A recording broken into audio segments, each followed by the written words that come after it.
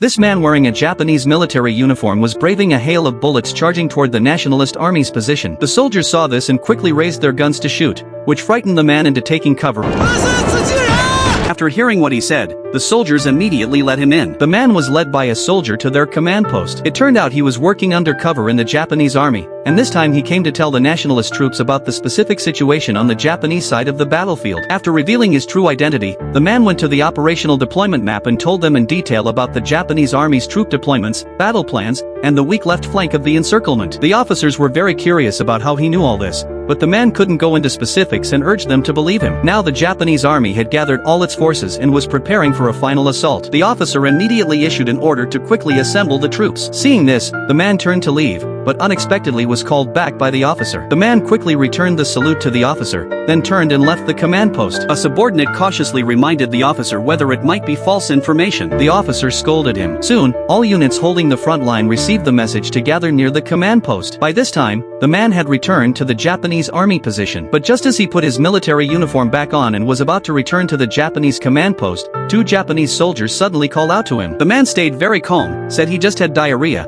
and even showed his forged officer's certificate. But his disheveled and dusty appearance still made the two a bit suspicious, and they wanted to take him back for investigation. The man knew that if he went back with them, his undercover identity would definitely be exposed, because he had used a pencil to cut his palm and slipped away on the pretext of seeing a doctor. Now, claiming diarrhea and looking disheveled, no one would believe him. The man pretended to gather his clothes, quietly wrapped a large stone in them, and when the soldiers let their guard down, he swung the stone at one, then quickly took down the other. He seized a bayonet and finished one off, just as the other soldier jumped over and pinned the man down.